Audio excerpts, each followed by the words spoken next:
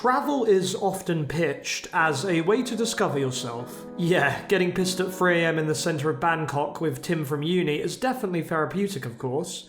I am joking. Travel is an experience through which you unlock all that our wider living world has to offer. So you might be wondering then, isn't anime tourism an oxymoron? That would be a real shame if it is, since it's the whole identity of this channel I've made. Anime has a reputation with the cool travellers that gamble their life savings away in Vegas as being for nerds who don't leave their house. They might have a point about a specific but small sect of us, self-labelled anime fans who have never left their city, watched anything that isn't 2D, or hasn't had a girlfriend since turning 20? Well, newsflash, I've met many 50-year-old virgins who haven't seen a single episode of To Love ruin their life. The only real part of that statement that is true is that sometimes us anime fans can be obsessed with what they consume and spend a lot of time or money rolling for their favourite JPEG images in a mobile game collaboration. But I'm here to tell you that instead of spending £1,000 on beach version Rintosaka, it might be more helpful to you and your health to put it towards a trip to the land anime originates from, Japan. But that might not be enough for a lot of you, unless you live relatively close by, so I'm here to tell you that anime tourism exists all around you. You can go to your local city event that has an anime theme, a shop or a place used in a series that is set outside of Japan, or even is just inspired by it. If you like the star Hayao Miyazaki, then you should definitely head to Europe. Well, you might already be in it, so put on your boots and go walking. Anime could be inspired by a real place that is closer to you than you think. So let's get back to the topic of what makes being an anime tourist healthy as a way to get you to pledge to subscribe and support this channel's endeavours. First reason is a greater appreciation for the hobby you love. If you see the real life locations an anime is based off, you get to feel the same inspiration the original creator had. A great example could be for Love Live fans of the second generation Aquaz. Set in a sleepy, difficult to access town called Numanzu, about 1 to 2 hours outside of Tokyo, it is a fairly beautiful location but pretty isolated. So you would see with your own 2 eyes what sparked your and Chika's desire to use school idols as a way to promote the true wonder and community of their home. When you feel a connection to a place, you feel warm inside. Hopefully not too warm in Numanzu, particularly if you're dumb enough to visit Japan in the summer season, but I'll leave that for another video. My point is, it is quite nice to know what the creatives behind a show saw in the IRL location of your favourite anime. Some anime are not based on a literal place but draw inspiration from a real location. One really popular series is Spy Family, which is clearly inspired by 1940s German-speaking Europe but doesn't actually have that officially denoted in the show. But if you visit a war monument in a place like Berlin, you would definitely still understand what the show was going for.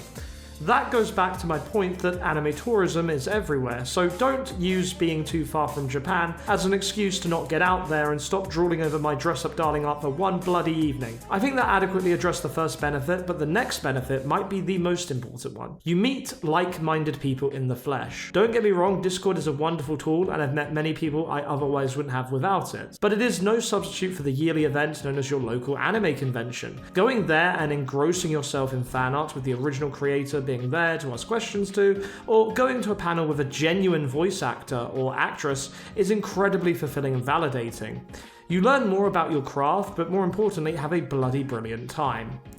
Yes, you can even have a drink, or sing some wild karaoke from an anime no one else seems to remember existing but you. If you do it appropriately, it can be a healthy escape from the structure and format of your daily life. Something that helps keep you chugging along at the internship that pays you peanuts, or sees you through the college course that was now in your mind the wrong choice, but will hopefully see you get paid loads of wonga in the not so distant future. You know, so you can go on a spending spree in Akiba, of course. Let's move on to the last benefit then, staying active. Your doctor, and generally the people that care about you, will often say things like you spend too much time on Twitter, glued to your desktop, or that you need to get more steps in each day.